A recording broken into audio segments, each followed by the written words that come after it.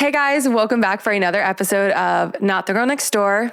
I'm your host, Meg Reynolds, and I am back from my little 2-week hiatus. I didn't intend to take a 2-week break, but I honestly, after coming back from Italy, it's been so go for me, and I didn't want to half-ass episodes. And I figured, you know what, we've already pumped out a lot of episodes this year, so let me rest. And I have been really trying to be intentional about letting myself get rest and not putting so much pressure on myself. And I think it's definitely helped. But this week's episode is a big milestone for me because at the time this episode will drop, it's going to be 5 years of me living in Nashville, which is just so crazy to think about. Before I even dive into this week's episode, obviously I have to tell you guys about my Italy trip because, oh my God, it was like, not to be that annoying, obnoxious person that comes back from Italy and is like, or Europe, anywhere in Europe, and it's like, my life has changed. But no, seriously, my life has changed. I had the best time on this trip. It was truly the trip of a lifetime. And I'm so thankful that I was able to afford to do it. And I got to do it with my family, like my mom, my aunt. We have talked about going to Italy together for years. And for that to be the first time I got to go to Europe was fantastic. And, you know, obviously I didn't get to go abroad when I was in college. And it's something that, you know, I didn't think would upset me. And now having gone to Italy, I don't know. I think I went when I was supposed to go. I think everything happens for a reason. And that's kind of what I'm holding on to. But I got a new tattoo. If you followed me on social media, I have to show you guys the tattoo. Look at this. Look at this thing. If you're ever in Florence, go to Bad Brothers Tattoo Shop because they're fantastic. I mean, look at that. She's stunning. She's gorgeous. I don't know if you can really see it on the camera. Maybe I'll throw a picture on here, but I don't know if you guys remember Hello? I don't know if you guys remember the Sunshine song from when we were kids, the like, you are my sunshine. My mom used to sing that to me all the time growing up. And we always said we were going to get matching sunshine tattoos. She's a little bitch. Love her to death, but she is so afraid of needles. That woman is never going to get a tattoo. We've been saying we're going to do it for years. So I got the sun with a heart in the middle for her. And when I came back, you guys know she hates my tattoos. She's like, really, Megan, another one? I was like, this is for you. You can't hate this one. She's like, I feel like you're just making that up, but I wasn't, obviously. But yeah, Italy was Florence was, everyone talks about Florence. Florence was my absolute favorite. We did Lake Como, Milan, and Florence. I could have used another 5 days in Florence. I just felt like there was so much more to that city I didn't get to see. And like just the culture, the art, the history, like you guys know I'm a sucker for that. And I don't know, there's just a feeling there. I would love to get to the point in my business and my work where like I could go live in Florence for a month or two and just do photo video work out there. Maybe, I don't know, here's to manifesting that. I'd have to figure out how to get Rocco there because I can't leave him behind for that long. But I'd love to get to do like a Europe tour for tour photography. I think that would be so sick. Those are all bucket list items and I can't wait to make them a reality. But 5 years ago, before I even dive into that, I think the one thing that we get wrong about everyone goes to Italy is like, my body feels so much better. Like the food there is so much better. It is, don't get me wrong. But I think the like piece of the puzzle that people are leaving out is like when you visit Europe, you're usually moving a lot more than you do here in the US. And that is something I've been trying to keep up with since I've gotten back because I loved the way my body felt with how much movement I was doing and how much walking and stuff. And I think that's the one thing, like we always attribute it to the food. And yes, the food is better over there and there are cleaner ingredients. We all know this. But I think we're neglecting the part of like, we're also moving so much more than we do back home. So that's something I've been trying to really keep up with since coming back. I got the travel. I mean, I've had the travel bug, but like getting to do this trip is it's something that will always mean so much to me because I'm 26 and I got to do a 2-week trip to Italy. Not a lot of people get to do that.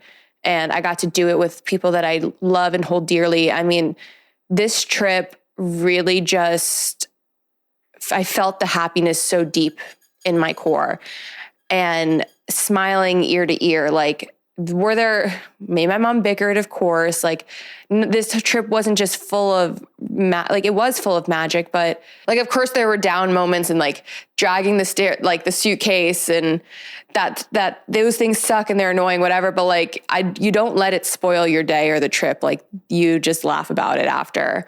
And I think that's what we have to do more in life, really, is once we get so hung up on these small little nuances and annoyances, and we let it spoil our entire day and put us in a bad mood for the rest of the day. And like, we just have to stop doing that. I literally feel like I lived 5 different lives this summer, because this summer kind of has given me summer 2016 energy in a way. And like, it was the most transformative, healing, wholesome summer of my life, and yet also the most fucked summer of my life at the same time. I had all these new experiences. I've like traveled the world. I've done some really cool shit, but I've also been dealing with my dad and dealing with friend loss and cutting people off. And that's been really hard. And it has been the most insane summer in the best way. And what way to cap it off by celebrating the fact that I've now been living in Nashville for 5 years. That is crazy to me that it has been 5 years since I moved here. And it's crazy to see the person that I have become, truly. Because here's the thing. The girl who moved to Nashville, the girl that I was, she died. She's dead. She died a long time ago. And the woman that I've become, everything that I do is for her. I really feel like that version of myself had to die so that I could start living, because I know she can rest peacefully knowing that this version of me today is so much happier and stronger and more confident than she ever was. And the things that I've been through since then, I owe it to her and the strength that she had to keep pushing through. And this has been a big part of my healing journey, is reconciling with my younger self and learning to love her too. Because I don't think true healing is about just learning to love the version of yourself that you are today. It's about learning to love and forgive that past version of yourself who kept self-abandoning and had the anxious attachment. Like, learning to love and accept all those worst parts of yourself is how you find true healing. And we always say that healing isn't linear. And, you're like, what does that even mean? And I don't think it's just about the highs and the lows of healing, like going through the emotions, but it's not linear, because you're gonna keep having the same experiences until you show up with new eyes in those experiences. Like, you're gonna keep dating the same guy, different font, meeting the same people, different font, having the same experiences just in a new place, and repeating those cycles until you show up with a new set of eyes and learn how to change the way that you show up in a situation. And I think that's what we really mean when we say healing isn't linear. It's about how are we showing up today in the same situations we've experienced time and time again. And I think, me dealing with my dad is a prime example. That is a situation that I've been dealing with time and time again, his behavior. And when I finally started showing up differently, things have started to change. And I just experienced the same type of people in friendships. And things started changing when I started putting my boundaries in place. And all of this to say, like, the girl that I was when I moved to Nashville, she was running away. She was hiding from herself. She didn't know herself. And the woman I've become today is somebody who she would have looked up to. And I find such peace knowing that. And everything, all the work I've done, everything I do today is really to honor that younger version of myself who felt like she had to show up in a certain way in order to be worthy of love, and that love had to be earned, and she couldn't fully be herself, and she had to, put herself in a box in order to be accepted by people. And everything I do now is to honor that, because my life has never been better than since I started showing up just as me. And I no longer make myself a version that can be tolerated by others. I just want to be loved by others. And for the longest time, I felt I equated toleration to love, like an acceptance, but that's not what it is. And now my circle may be smaller than ever, but I never have had more love in my life because I started showing up as myself and I stopped sitting at tables where I was simply tolerated. But it's great. Like 5 years has come and gone in the blink of an eye. And Nashville, they say it's a 10-year town. I'm 5 years into this 10-year town, and it's crazy to see all of the versions of myself that I've lived. And I know I'm probably going to live 5 other lives. And that's the thing of our 20s is you are going to be so many different people. You're going to be so many different versions of yourself to so many different people. The key is really figuring out which version of you feels the most authentic and learning to love the versions of yourself that felt like they need to appear a certain way in order to be loved. And I want to make one thing so very clear now that I'm celebrating 5 years in Nashville. I am not living my dream life. I'm not living the life that I always dreamed of. The one that I am living is better than the life I ever could have dreamed of. And this is why it is so important to stay open-minded with what you want out of your life. Because as we are growing and changing as people, our dreams should grow and change with us. And sometimes it's a dream that you couldn't have ever fathomed. I never dreamed of being a tour photographer. That was never something that crossed my mind until I learned about it and it came into my path and it felt right. I have never been doing something that feels so good in my soul. Like this past weekend, I was with Franny Cash back on the road, and the joy that I felt so deep in my bones, I will be chasing that feeling for a very long time, because as grueling as the work is, as hard and long hours, and you're living out of a suitcase, and like, it's not all touring isn't glamorous. I know that. And like everybody should know it's not glamorous. It's really hard. But when you're with people who you truly connect with and love, and you have that passion, everyone in the camp is so passionate about what they do and so talented. Like it is just such a fulfilling feeling. And that is the kind of happiness that just sinks to your core, and it's a feeling that I will not forget for a long time. And it showed in my work. The work that I did, the photos I took, the videos are some of the best I think I've ever done. And it's because I just was so passionate and fulfilled and inspired creatively. And that's the thing too, with me being 5 years in Nashville, like the more in tune I've gotten with myself and the more I've connected with myself and my creativity, the happier I've been, and the better I'm able to weather certain storms. And, I always pride myself on being a kind person, but now, like, I may be a sweetheart, but I'm a sweetheart made of steel. I will be kind always, but I will not hesitate any longer to put up boundaries and cut people off when I need to. And I say I'm a sweetheart made of steel because I think when we're healing, if you're somebody who is such a people pleaser and you have a big empathetic heart, it's so easy to become hardened and think that that's healing. And that's not what healing is. Healing doesn't mean you harden your heart to others. Healing means knowing how to stay soft and present and being firm with your boundaries when it's required. That's what it means to me. And that's why I say sweetheart made of steel, because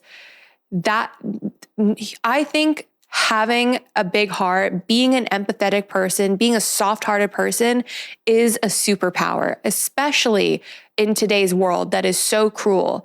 But your soft-heartedness becomes a red flag when it shows up in the form of people pleasing and allowing people to disrespect your boundaries.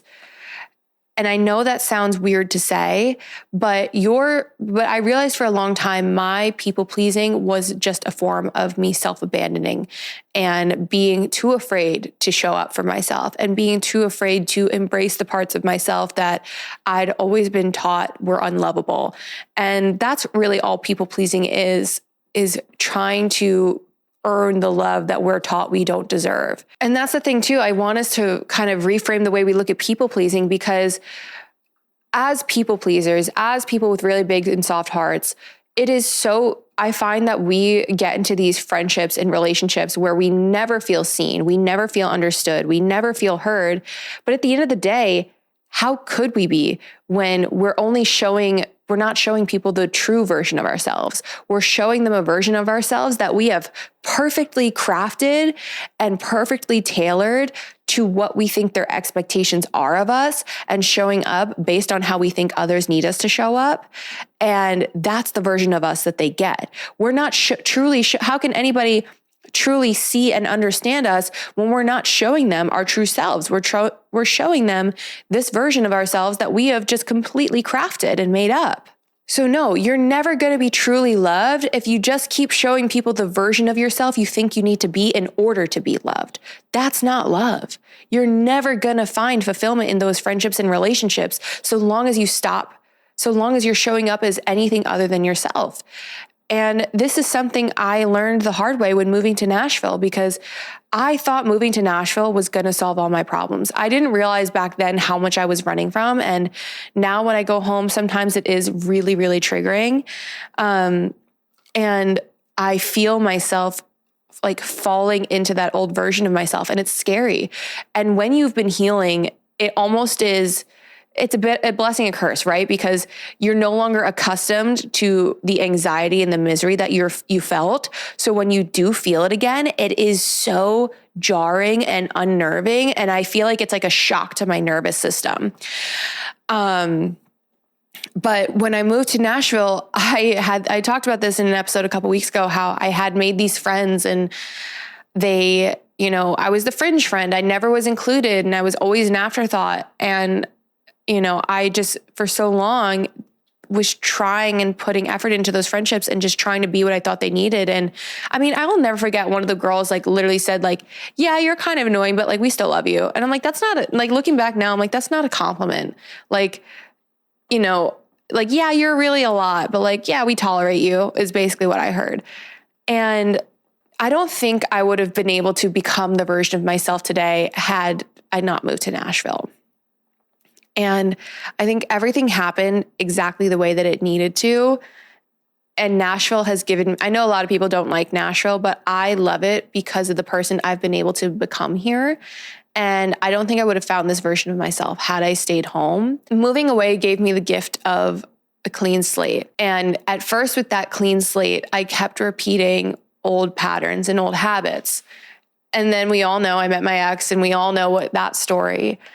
But from there, it made me realize you have to hit reset, and you have to take this opportunity to start fresh and heal and grow and learn. And I don't think I would have been able to heal back home, because you can't heal in the same environment that made you sick.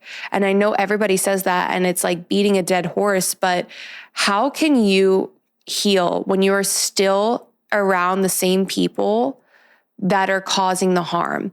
It's like an alcoholic, right? You can't expect an alcoholic to get sober if you keep sitting them down at a bar every day. You can't expect a drug addict to get clean if you're literally holding the drug in front of them every single day. So you can't expect somebody who is traumatized and has anxious attachment and people-pleasing tendencies to heal when they are still in front of the same people who are pushing their buttons and gaslighting them and manipulating them and doing all these things. You just can't. You can't do it. Maybe somebody can, and they'll prove me wrong, and they'll be like, see, I can do it. For the majority of us, that's just not the way it works, because you're also not going to have those, you're not going to have that perspective of, oh, this is why I am the way that I am. And something else too, I think we as people pleasers do with healing is we tend to over communicate and over intellectualize our feelings. And I really did that for a long time, is like, oh, well, I am the way that I am because my ex did this and my dad did this. And I just would talk about the things instead of truly feeling the weight of it. And that's been a big piece of the journey I've had this year, is really feeling the emotions and feeling the grief and the pain and all of the things that for so long I have just kind of kept down by talking them away. And you would never know that by looking at me. Like, you would think, like, I always get told, like, wow, you're so self-aware and you know yourself. And I do, but for a long time, I wasn't actually feeling my feelings. I was just numbing the pain through intellectualizing my feelings. And now I let myself cry about it. Even if it's 3 years later, I let myself cry about these situations because I never did before. And, I used to just wear my pain like a shield. And that's another thing too. Like, I think sometimes when we are so wounded, it is easier for us to stay wounded because the idea of healing and like having happiness is a scarier thought to us. We become accustomed to our misery. We become comfortable with the misery, and we just go through life and go through the motions. And I think a lot of people are doing that in our lives across so many different things. Like, it isn't just about like being wounded, but it's jobs and relationships and all these things. And to that, I say, like, are you actually happy, or are you just comfortable in your discomfort? And here's the thing. I know I have said on this podcast before, we have to get comfortable being uncomfortable. And you may think those two phrases mean the same thing, but they actually do not. When we say you have to get comfortable being uncomfortable, it means you have to get comfortable doing hard things that push you outside of your comfort zone, that push you to reach new heights. Because at the end of the day, being able to be uncomfortable is a form of self-care. That sounds counterintuitive, I know. But self-care isn't just about doing the things that feel good for us. Self-care means doing the hard things too that we know will better us in the long run. And so that's why when we say get comfortable being uncomfortable, because that means you're pushing yourself to grow. And then when I say, are you happy? Are you truly happy? Or are you just comfortable in your discomfort? What I mean by that is, are you continuing to self-abandon yourself simply because you are too afraid to make a change? And you are too afraid to let yourself have that dream, have that job, leave that dead-end relationship because it is quote unquote easier than starting fresh.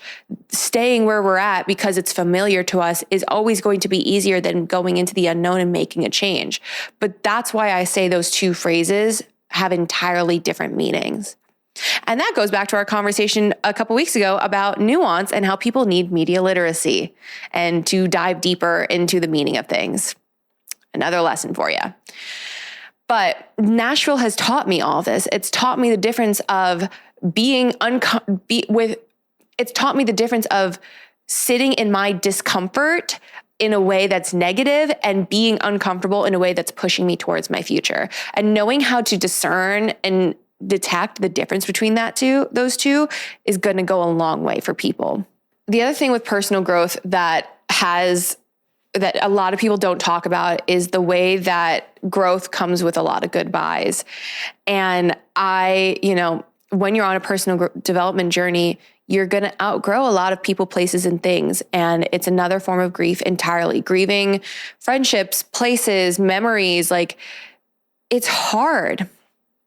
But it's important too, because we can't stay stuck we can't stay stuck for the sake of others. We can't stay stuck to hold on to these things because everyone else is also going to be moving on with their lives. You don't want to be the one that's left sitting at the table and everyone else has moved on. And with all of this, I think another thing that living in Nashville for 5 years has taught me is how I don't have to hate where I'm at to be wanting more. I think so often we feel this pressure of like, we have to hate ourselves in a way on a personal development journey. And what I mean by that is, like, I'll give you a prime example is me with my weight, right? Like, I've been on a health journey for a couple years. I'm constantly, struggling with my weight, trying to lose weight, all that stuff. And I feel like sometimes like I have to hate my body. Like, I should not be allowed to love my body and the way I look now because I am still trying to improve it. And I think this comes with a lot of things, that we have to hate our jobs in order to be looking for a new one, or we have to hate our partner or whatever, like that we can't just be happy. And I don't know why that's a feeling, and tell me if you guys feel like that too, but we don't have to hate our current lives in order to want a better one for ourselves. You can be happy with where you're at and recognize that it's only temporary, and at some point you're gonna outgrow it. And I don't know why, like maybe society kind of makes us, like I said, think we have to hate ourselves. And sometimes I think people think like anger and hatred are this magical motivator, especially today, as if they're this one emotion that can propel us forward into greatness. And it creates this like martyr narrative in all of our heads. But I think anger and hatred are some of the worst motivators, because when you finally get that thing, as half the time you've lost sight of everything else, that it doesn't mean anything anymore. And, all of the decisions I've made in my life that are out of anger and out of spite or vengeance or whatever, they leave a bitter taste. And in the end, it only makes you doubt yourself, and you're chipping away a little bit at yourself. I think anger and hatred are two of the worst motivators to force a change in your life. I think they can be emotions that are factors, but if you are doing something for yourself, if you are doing something for yourself to seemingly better your life purely out of anger and hatred, I feel sorry for you, because it should be out of hope. It should be out of, you know what? I don't like where I'm at. I'm angry with where I'm at, but I am hopeful for more. I want more. I want to be happy. I've felt happiness and I know I can feel it again. That's where it should be. It should never be out of spite. It should never be out of this anger and hatred and sadness from a dark place. I think it's a really lonely way to live. And I think it's what leads to that I'll be happy when mindset. And I've talked about this on the podcast before. But if you've never heard me talk about the I'll be happy when mindset, it's basically just when we're talking things that we want into existence and then we finally get it and it doesn't hit the same because we didn't allow ourselves to be happy in the present moment while chasing it. And I'll give you an example. A lot of people say, I'll be happy when I make 100K a year, let's say. And then they start making 100K. And suddenly 100K isn't enough for them. Now they want 150.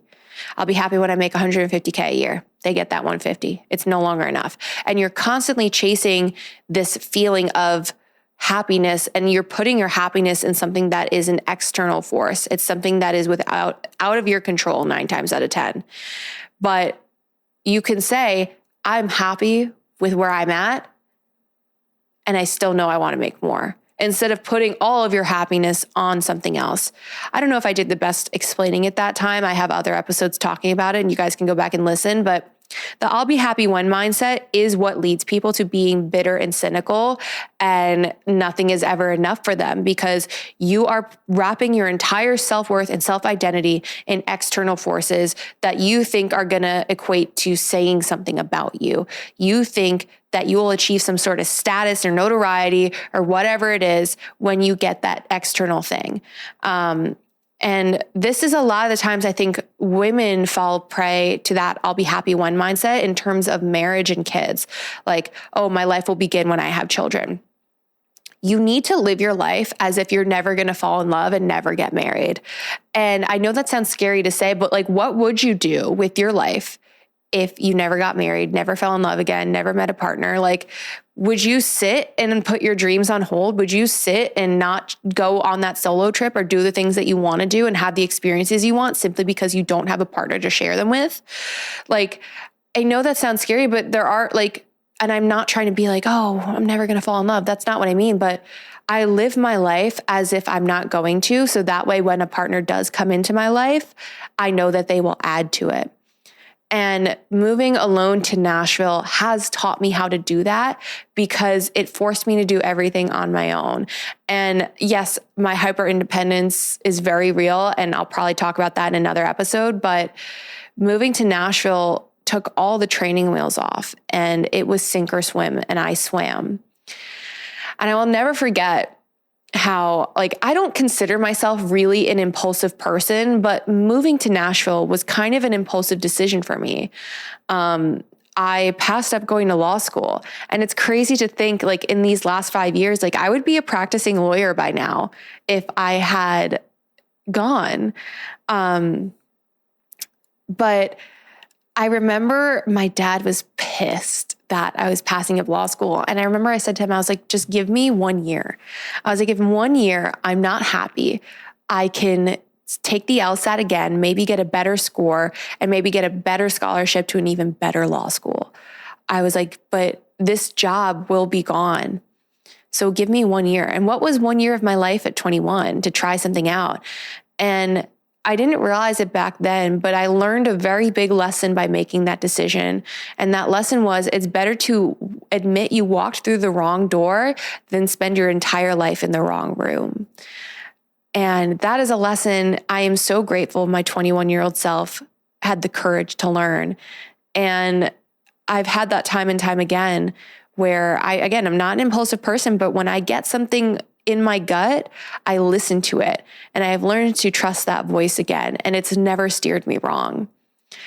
But like I said, I've lived so many versions of myself here, so many apartments and friends and experiences and memories. I got Rocco. If I didn't move to Nashville, I wouldn't have him. And to think it all started with heartbreak.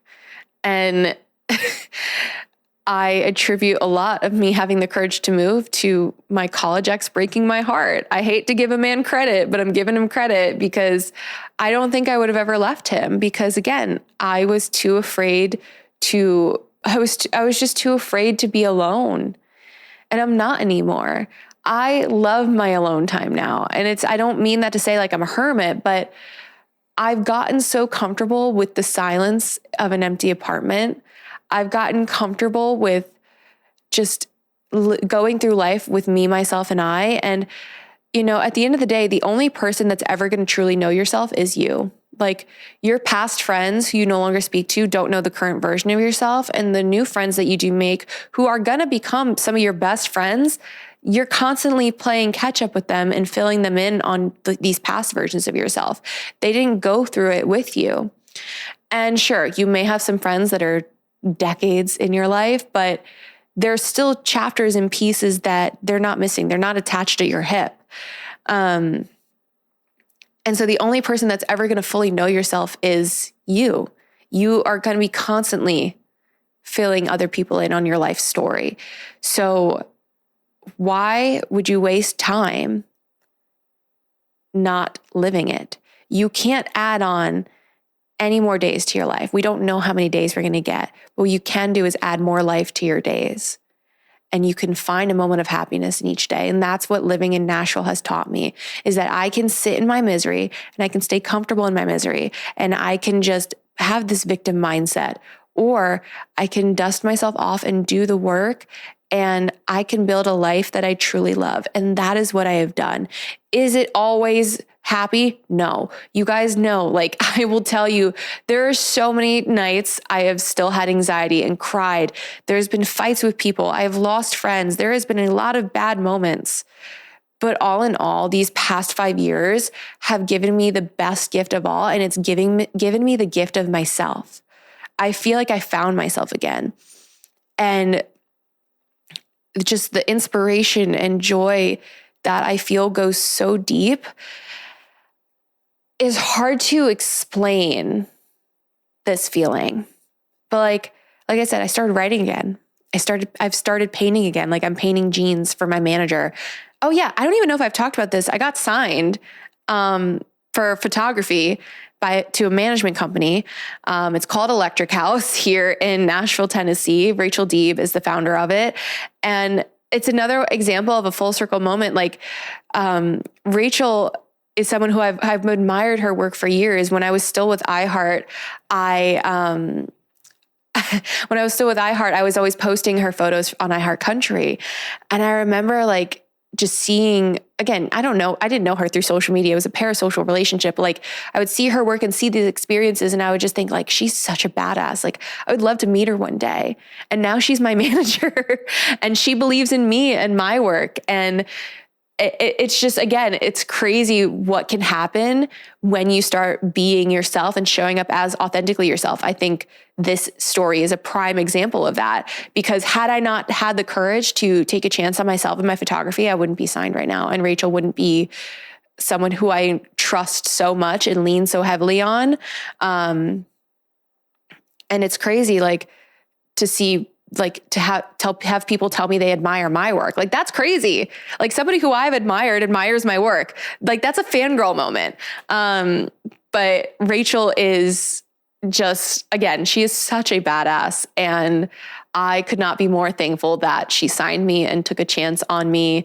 And it's been a crazy couple of months working with her. And like I said, this summer has just been nonstop. Like I was home for 2.5 weeks. You guys know that. Well, let me back up. We had CMA Fest in June. To put in perspective, of the 90 days of summer, I will have been home by the end of it for like 35 of those days. That is insane. But I wouldn't have it any other way. Like we had CMA Fest, then I was in Florida with my friends, then I was home, but like I had a whole bunch of shoots, so I wasn't really resting. Went to New York for 2.5 weeks. Came back for like a week and a handful of days, like 2 days, go to Italy for the 10 days. I'm home for 2 days, go back on tour. I was home for a couple days. Now, literally today in a couple hours, I'm leaving again for tour. Like it is just so insane, the life I am getting to live right now. And it's all because I took a chance and got to know myself and started showing up as myself. And if you need any reminder of what, like, you don't know what your life can be if you just show up for yourself, let my story encourage you, because I truly do not think my life would look anything like it does today had I not healed and gotten to know myself. And that is what living 5 years away from my home has done for me. And here's the thing too, with all of this, I want to make it clear, like, so one of my life mottos has always been, it's the little things. And I always would say it's the little things in terms of usually relationships. Like it's the little moments that matter. It's the small gestures. And that is still largely true. But it also goes to show for personal growth and development that it is the little thing. Like I didn't make all these big monumental changes to my life overnight. It started with the small decisions and the small ways I started showing up for myself. It was, me starting to read again, because that was something I loved to do as a kid. It was me buying myself the flowers that I always wanted, because I love having fresh flowers, and I no longer was going to wait for a man to buy them for me. It was, going to the gym or going for a walk on the days that I just really didn't feel like it. It's the ways in which I pushed myself to continue to show up even when I didn't want to. Making small changes in your life will give you the courage to start making those really big leaps. And that is so important for people to remember. I think when people are on personal growth and personal development journeys, they think they need to be making all these big life changes all at once, and it gets so overwhelming. But that is not the case. Small changes will add up over time. It's always the little things in life that mean the most. And I think when you start to show up for yourself in those small ways, and you start to show yourself the love that you wished others would show to you, it allows you to no longer just be tolerated by people. Because since I was a child, have always had a big personality. I have always been a smiley, happy-go-lucky person. I've always been a bubbly, joyful person. And for a long time, I used that joy to cover up and mask my sadness and just, again, be a version of myself I thought I needed to be. But now I allow myself to just be me. And sometimes too, people are, I've always trying to think how to word this. Like, there will be people who are attracted to you and want to be in your life for those qualities you possess. But just because but they don't necessarily belong there. And what I mean by that is we always love, people always love shiny objects, but sometimes they love that shiny object until they see their reflection in it. And what I mean by that is people will love you until they see until you show them the version of themselves that they need to be in order to be with you. And that's when the problems arise. And I know that all too well. So like I said, people love to look in the mirror until it actually reflects people love a shiny object. People love to look in the mirror until they actually see their own reflection. And then suddenly they don't like it anymore.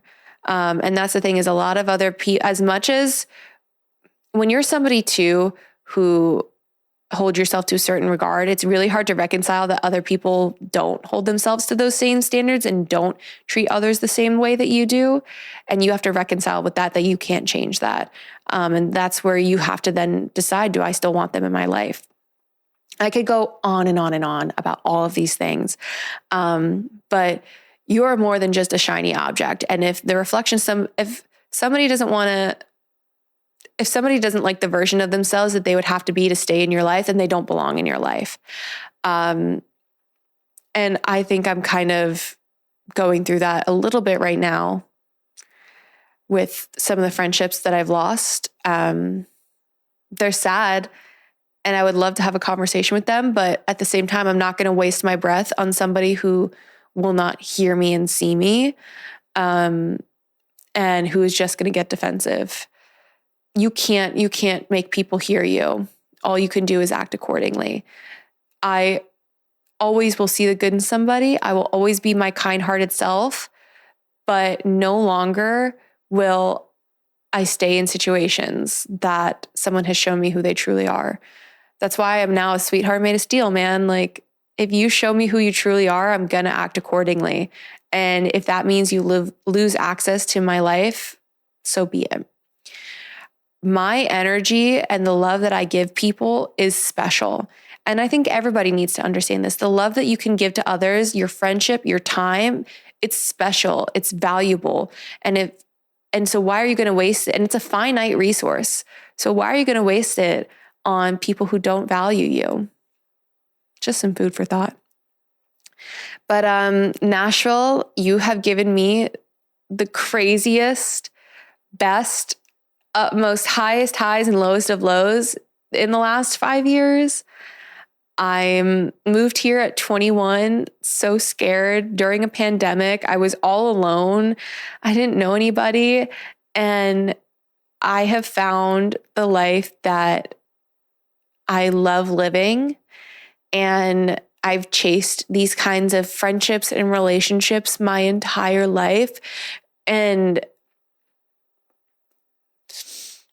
I just can't believe this is the life I get to live. And I'm so happy with it. I feel really lucky. And I owe it all to the younger version of myself who took the chance. And even though that girl is long buried, I love her. I forgive her.